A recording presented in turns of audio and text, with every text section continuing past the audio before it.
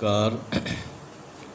आज हम बात करेंगे कि तुम आज़ादी किसको कहते हो।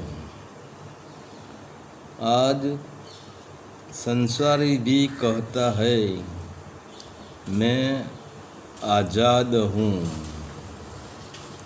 क्योंकि मैं मेरी मर्ज़ी से चल रहा हूँ और भगवे या श्वेत वस्त्र वाले साधु संत भी कहते हैं देखो, हमने संसार का बंधन को छोड़ दिया है। हमने संसार छोड़कर जंगल, पहाड़ों, गुफाओं या मंदिरों में हम रहते हैं, तो हम आज़ाद हैं।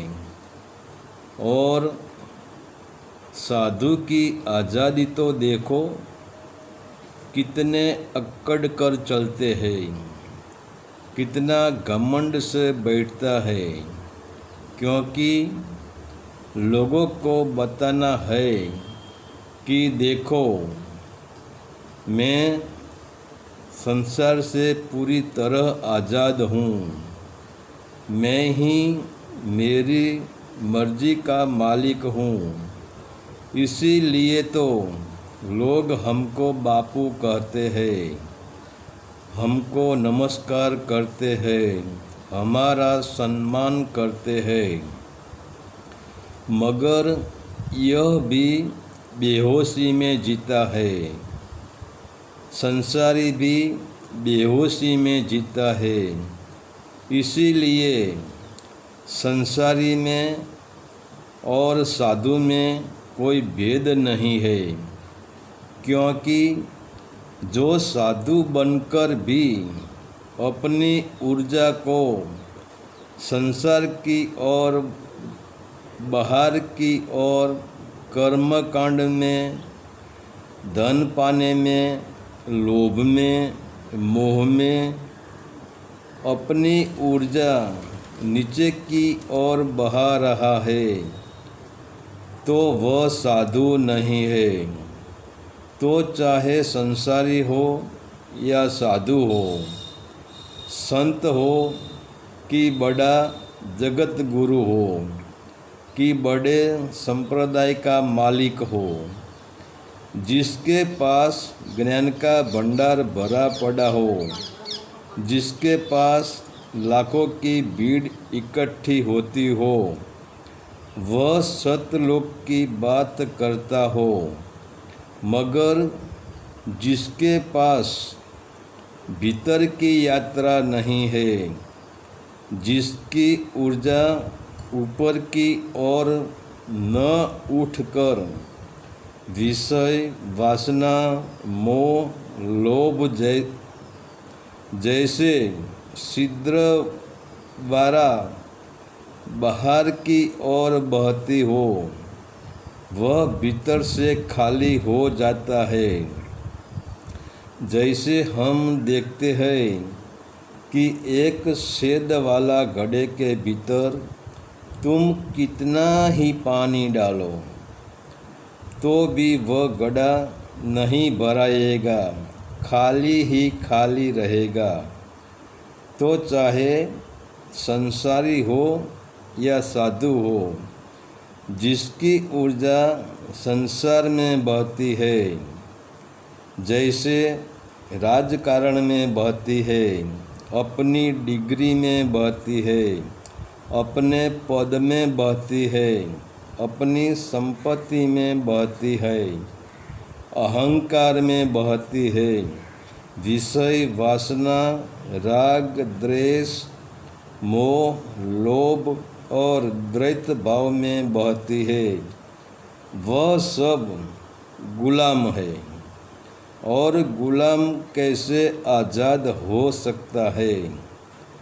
और बड़ी अजीब सी बात यह है कि हम इतने बेहोशी से भरे पड़े हैं कि हमको पता है कि यह शरीर मैं नहीं हूँ, क्योंकि अगर तुम शरीर हो तो न शरीर का जन्म होता है, न शरीर युवा होता है, और न शरीर को बुढ़ापा आता है, और न शरीर का परिवर्तन होता है, क्योंकि तुम खुद ही अपरिवर्तन हो, तुम खुद ही अजन्मा हो, तुम खुद ही अच्युतम हो, तुम ही अकाल हो।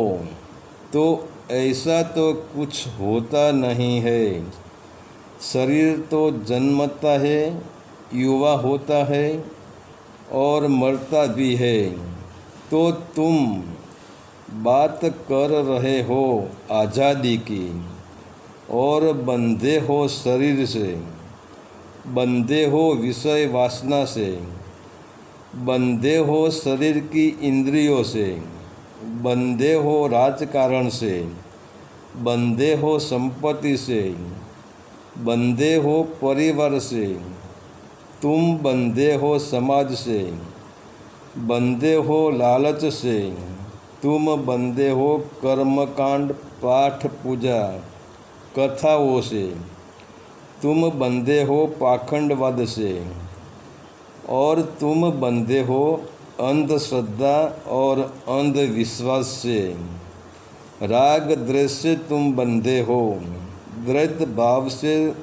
और यह सब बात छोड़ो, पत्नी भी पति से आज़ाद नहीं है, और पति भी पत्नी से आज़ाद नहीं है, क्योंकि पति पत्नी के सामने कुछ छुपा रहा है, और पत्नी भी पति के सामने कुछ छुपा रही है। अपनी मर्जी से चल नहीं सकती है। वैसे साधु की भी यह हालत है, क्योंकि पत्नी को पति का भय है, पति को पत्नी का भय है। वैसे साधुओं को भी संसार का भय है। जो जैसे पत्नी पति को कुछ करना हो तो छुप छुप के करना पड़ता है, क्यों पत्नी पति न देख ले, पत्नी को भी न देख ले। वैसे ही साधु को भी संसार की मर्जी से चलना पड़ता है, क्योंकि इनको संसार से पोषण मिलता है। तो हम कितना ही दावा करें कि मैं आज़ाद हूँ, मगर कोई आज़ाद नहीं है। और वह बंधन को आज़ादी कहते हैं। आज़ाद पंछी तो वह है, मुक्त पंछी तो वह है जिसकी चेतना संसार की ओर न बहकर ऊपर की ओर बहकर ऊपर उठकर 7 चक्रों को छेद कर आज्ञा चक्र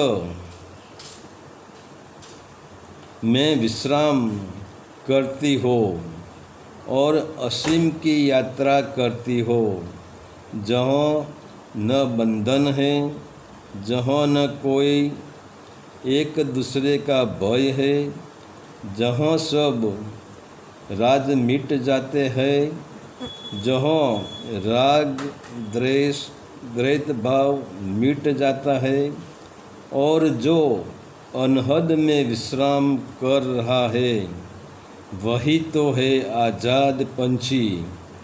इनके अलावा यह जगत में कोई आज़ाद पंछी नहीं है।